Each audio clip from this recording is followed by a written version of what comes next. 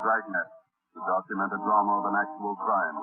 For the next 30 minutes, in cooperation with the Los Angeles Police Department, you will travel step by step on the side of the law through an actual case from official police files.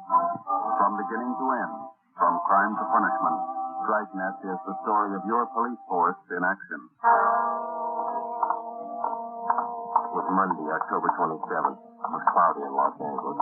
We were working a night watch out of homicide detail. My partner's Ben Romero. The boss is Pat Brown, chief detective. My name's Friday. We were on the way out from Central Division, and it was 15 minutes past 8 p.m. when we got to South Peoria Street. Number 267. Sure gloomy out. Yeah, it's sultry. Looks like we're in for some rain. Yes, sir? Police officers, Lieutenant Barker here. Yes, you want to come in? Thanks. This is Sergeant Romero. I'm Sergeant Friday, Central Homicide. How are you? My name's Claude Jimmerson. Lieutenant Barker's in here. On the phone now. Yeah. Now listen. Romero, Friday? How's it going, Lieutenant? That's good. You met Mr. Jimmerson? Oh, sure. Sit down, gentlemen. Would you like some coffee? I can have the rest next time. No, thank We you. didn't want to bother the girl's parents any more than we had to. Jimmerson here is one of the neighbors. He's been nice enough to let us use his phone. The kid disappeared about 4 this afternoon, is that right? At 3:45. Got out a local broadcast on him. Here's a missing report. Elmer Griswold, age 11. Barbara Sperry, 7-year-old. He talked to both families. Yeah. At 3:30 this afternoon, Mrs. Griswold sent her daughter to the grocery store down on Sycamore Avenue. About 10 blocks from their home. The Sperry girl, a friend of hers, she went with her. Anybody at the store remember seeing them? According to the grocery clerk, they were there about 3:45. Mother gave the kids a note. She bought a loaf of white bread, a half pound of bacon, a dozen onions. Yeah. That's right, Sergeant. I hope nothing's happened to the kids. We've been neighbors to the Griswolds for years. Sperry's too. Did you notice if the little girls were going in the direction of their home? Yes, they were. The last time I saw them, they were about a block away, heading straight for home. Little Sperry girl had her dog with her. Champ, I think they call him. He's a collie. And he's missing, too. That's right, Joe. Not a trace of the kids or the dog. Juvenile officers from 77th Street have been checking the neighborhood for the past 3 hours. Are the girls in the habit of wandering off like this? Parents say no. It's the first time. Mm-hmm. Well, thanks very much, Mr. Jimmerson. Oh, not at all, Sergeant. Sure you won't have a cup of coffee? No, thanks. We don't like to bother you, but we may have to check back with you later tonight. Routine questions. If I can help out in any way to find those girls, let me know. Yeah, we'll let you know, Juvenile. Thanks again. Nice fellow. Most of the neighbors we talked to have been the same, anxious to help. Some of them are out with our juvenile officers now trying to dig up a lead on the kids. You check the movie theater and the playgrounds in the neighborhood. Everything do. Those some of your men from juvenile, Lieutenant? Yeah, looks like it. Yeah, Schwartz and Preston. Huh? Yeah, Preston, what you got? Found the kid's dog, Tully. Where? Just below Sanchez Drive up in the hills. Hope it's no indication. How do you mean? Dog's dead. Collie dog was taken to a veterinarian on Jefferson Boulevard to be examined for cause of death. We put in a call to the office, and a special detail of men was assigned to aid in searching the area where the dog was discovered. We got out an all-points bulletin. The fathers of the missing girls and a dozen neighbors joined in the search. With the aid of flashlights, we started from the end of Sanchez Drive, and as best we could, we covered the ground for almost a full mile back into the Sunset Hills. 10:55 p.m. started to thunder. The search went on. The hilly terrain and thick patches of scrub oak didn't make the job any easier. 11:15 p.m. started to rain. What's your tip, Joe? A rock or slipper? Yeah. I can't figure it. Not a sign. What do you think? Wait a minute. Flash your light over here. No, here. See something? I thought I did. Yeah. Scrap of brown paper. Who's this coming? Sergeant, is that you? Jimmerson? Yeah, what's that you got? I found it. Right down there, just off the path. Paper stack. Look. Loaf of bread, 3 oranges, package of bacon. Where'd you find it? Right down there. Mr. Holmquist and me, we were heading back for the cars when I saw this bag lying to one side of the bush. We'll take it, Jimmerson. Thanks. Let's go, miss. That means that Barbara and Thelma were up here today. You haven't mentioned that to me. They're one of the girls' fathers. No, I haven't. Good. You're having a hard enough time as it is. Friday, Ben, see him for a minute? Yeah. Excuse us, Mr. Jimmerson. Certainly. Yeah? Schwartz and I checked with the vet who examined the dog. What did he say? Says the dog was beaten to death. We made another attempt to continue the search of the Sunset Hills area for the two missing girls, but the heavy rain and the darkness made the job impossible. The rain had also destroyed the physical evidence at the spot where we had found the grocery bag. We went back to Jimmerson's house and called the office again. Another detail of men was assigned to be on hand to help in the search when it resumed at daylight. Chief Detective Thad Brown and Captain Harry Elliott of Homicide were notified of late developments. At 25 minutes past midnight, we started to retrace the steps of the two missing girls from the time they left their homes at 3:30 the afternoon before. We covered every foot of ground along the route which the girls reportedly took on their way to the grocery store. We got the grocery clerk out of bed and interviewed him again. We talked with two elderly ladies in the neighborhood who said that they had seen the missing children between 3 and 4 p.m. the previous afternoon. They could add nothing to what Jimmerson had already told us. 3:30 a.m. It was still raining hard. We drove back to South Peoria Street and sat in the car. The lights were still burning in the homes of the missing youngsters, the Griswolds and the Sperrys. Jimmerson asked us in for coffee again. This time we accepted. We went in and sat around the kitchen table. Glenn Chandler and Stendhal from Homicide, Lieutenant Barker, Ben, and myself. Jimmerson's wife made the coffee. There wasn't much talking.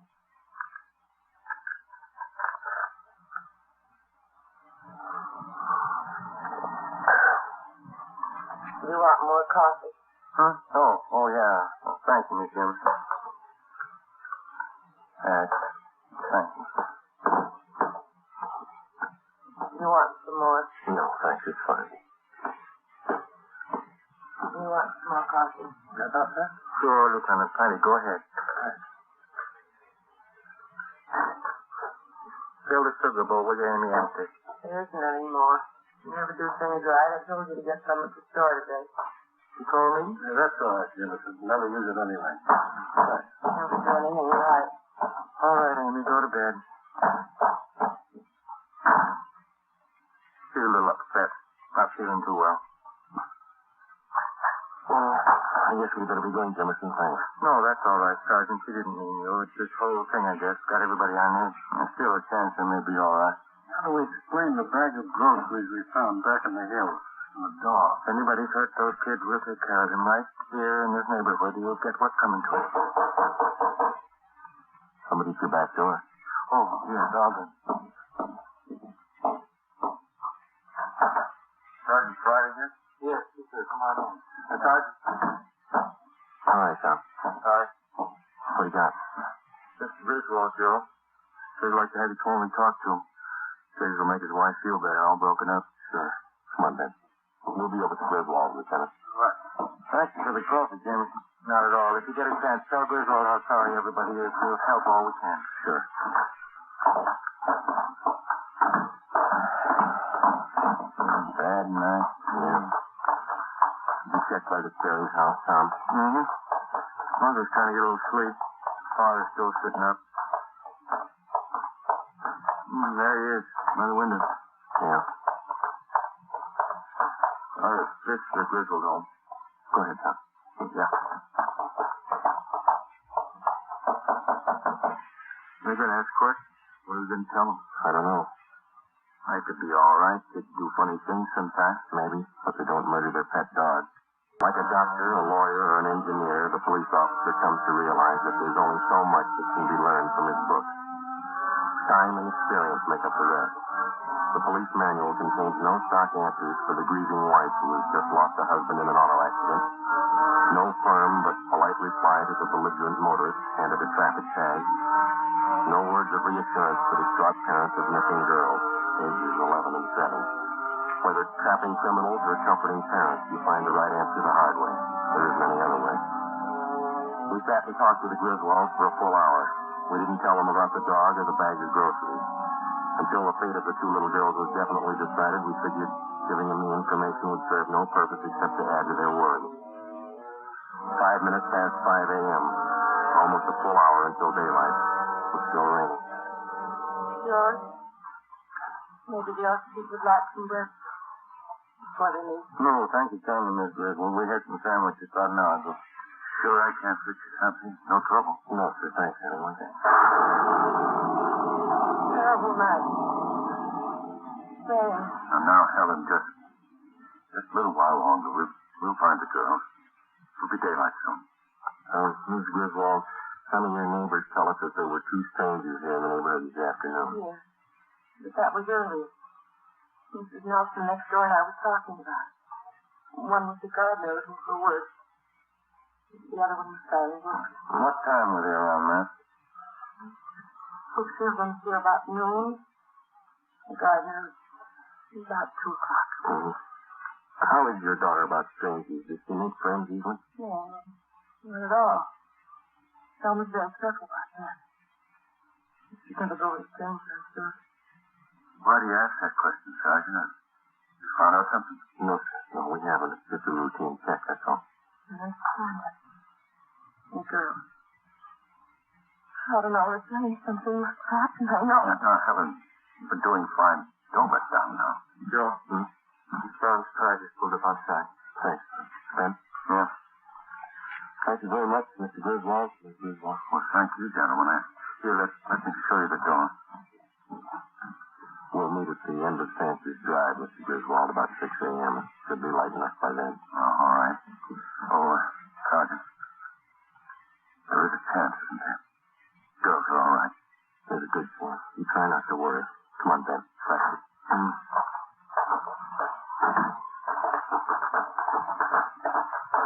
Tom, you want to check with Barker again and see if any of his men have a line on the two men here in the neighborhood yet? Right. If you want us, we'll be in Pat Brown's car. Right, Sergeant. What time you got, Jim? 20 to 6. Getting light, huh? Yeah. Let's get out of this ring.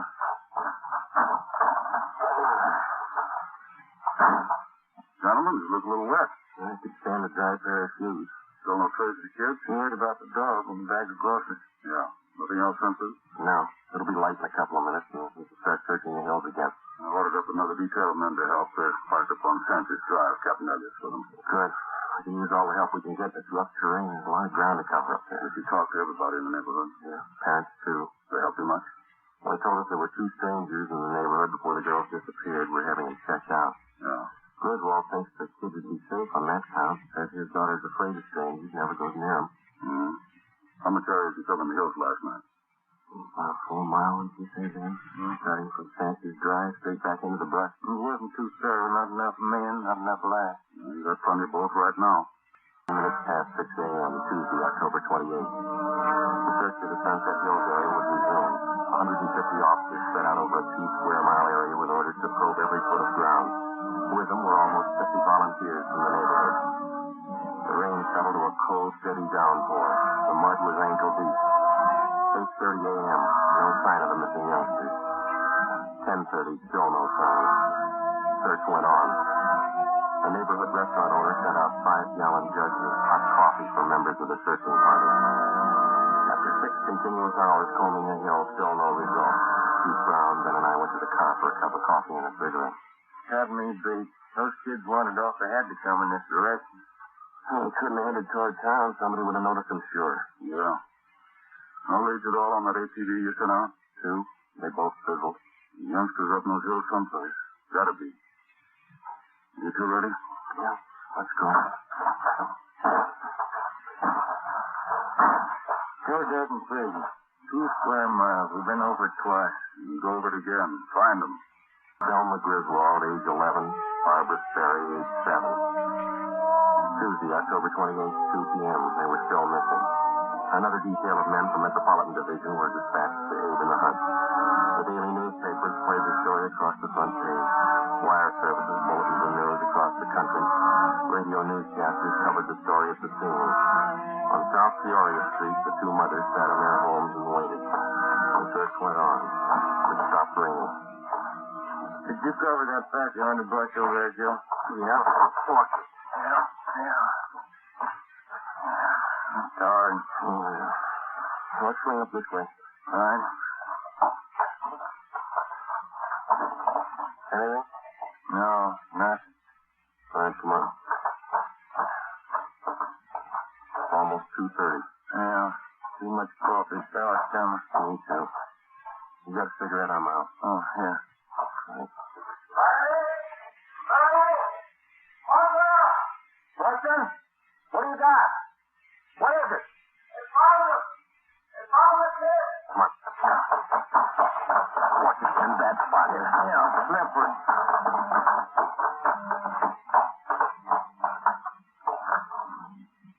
Norma Griswold had brown hair and brown eyes. About 4 feet 6 inches tall. She had a bunch of wildflowers in her hand. Barbara Sperry had blonde hair and blue eyes. She held a bunch of wildflowers, too. Party? See? Who found them? Jimmerson, some of the neighbors. Oh. Yes, Preston. Yes, sir?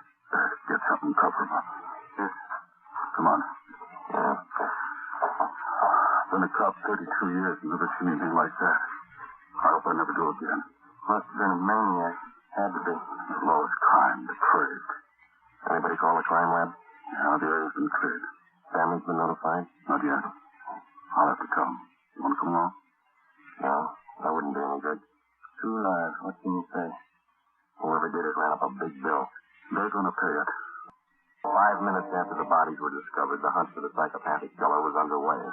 Lee Jones and his crew from the crime lab arrived and took pictures of everything that could possibly have a bearing on the crime. Physical evidence was hard to find. A heavy rain had destroyed any possible chance there might have been of finding footprints. When the crew from the crime lab was finished, the coroner arrived and took the bodies to the county morgue for autopsy. An immediate roundup of all known sexual psychopaths in the area was ordered. They were taken into homicide for questioning. So were the people from the South Peoria Street neighborhood whom we had talked with previously. The questioning went on all through the night. Together with a half a dozen officers from homicide detail, narrowed down the field. Wednesday, October 29th, 7 a.m. We checked in with Chief of Detective Thad Brown. Gentlemen, what's the story? Had a few hours sleep last night. Here's a few more. Sorry, we have to keep moving on this. You see the papers this morning? Yeah, they're like everybody else, crying too late. Someday people are going to learn you don't fool with these degenerates. Take the cautions, you get the consequences. There's no in between. The usual talk going around town. Supposed to be all our fault, letting the psychos run loose. No, we don't make the laws, we enforce them.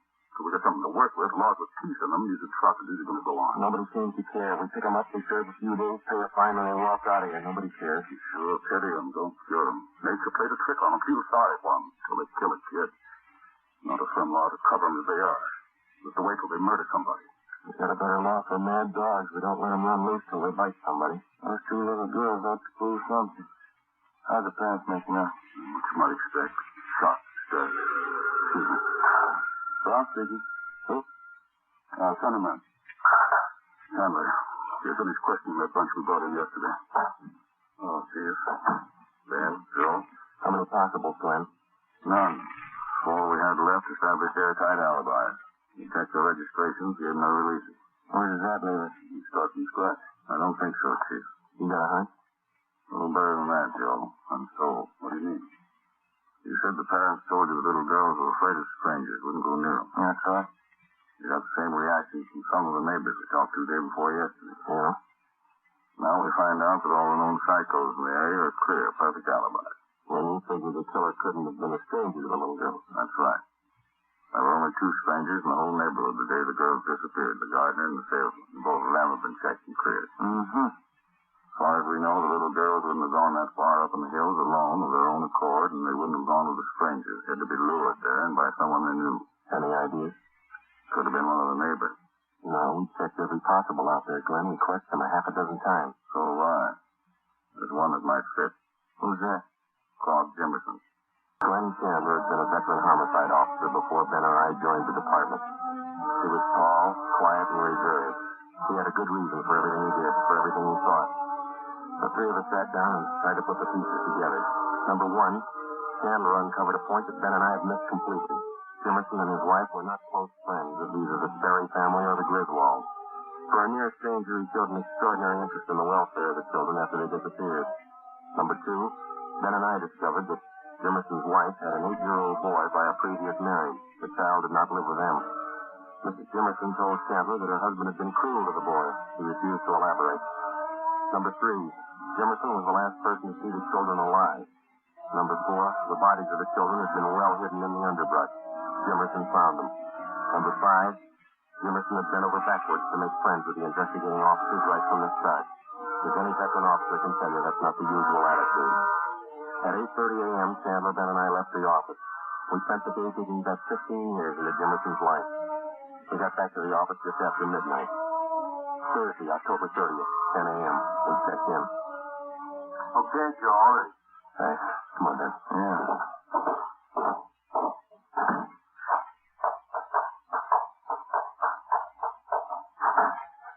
Good morning, Mr. Jimmerson. Oh. How are you, Sergeant? Glad to see you. Sit down. Sorry to bother you again. Not at all. Glad to help. Anything new turn up? Did you kill those two little girls? That's a funny thing to ask. Of course not. You know that.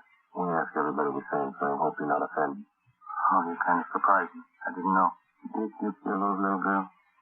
I don't understand. I told you no. Of course not. Just our questions, routine. Should you kill them? Now, look, Sergeant, how many times do I have to tell you no? Sorry. You don't have any children, do you? No, we don't. No stepchildren? No. Why? Before you moved out to top the early street, you and the wife lived out in West L.A., didn't you? Shelton Avenue? Oh, yes. How'd you know? You recall a Mary Gibbs out there? Gibbs? No. 6-year-old girl? You were charged with molesting her. That was back in 1944. They were crazy. They never proved it. Before Tilton Avenue, you lived in Santa Monica on 10th Street. Is that right? Yeah. It was an 8-year-old girl. Donna Harnrath. That kid lied, too. She asked me to fix her doll buggy. I never went near her. What about your stepson? Why is he living with you? Why did your wife send him to live with your sister? Amy's crazy. I never harmed the boy. We didn't get along, that's all. He got on my nerves. You've had 4 jobs in the past 5 years. What were they? I don't know what you're talking about. You were a janitor at a grammar school down the south end of town, then a gardener at a children's playground, then you were a shoe salesman, children's shoes, then you worked at another grammar school. What does all this mean, anyway? What are you getting at? Have you ever been in jail? Once. 6 months, there was some trouble. What kind of trouble? I didn't know what I was doing. I was drinking. I didn't mean to bother the kid. Well, that's all, Jimmerson. Routine question. You can go now. Oh, thanks. I hope you haven't got the wrong idea about me. I like children, that's all. Sure. Thanks for coming in. Not at all, Sergeant. Anything I can do to help. Well, goodbye. Say, Jimmerson, I almost forgot. There is one thing. Oh? Since you're the one who found the little girls, we'll have to have you identify the body. It won't take long. More just go up the street. That's the blood. Well, I'd like to help you, but I got an appointment. All you have to do is look at him. Won't take you long. Come on, let's go. I'd like to help, Sergeant, but I don't take these things where I get sick. We'll make it fast. Out this way.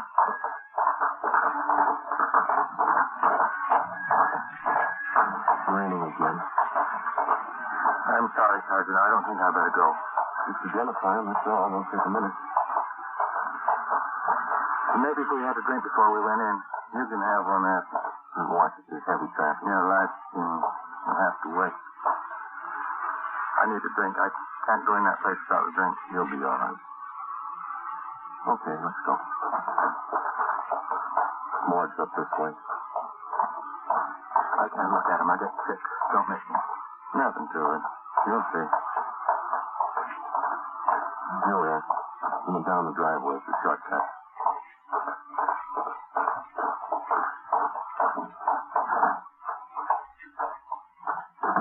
This way. Hi, Joe. Can I help you? Yeah, I see. Those little girls. Thelma Griswold. Barbara Sperry. Oh, yeah. This way. Please. Right here, Joe. Yeah, Thelma Griswold. Uncover.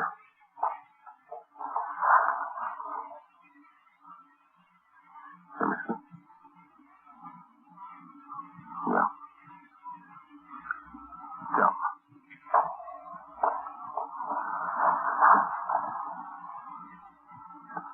This one. Barbara. Little one. You killed him, didn't you?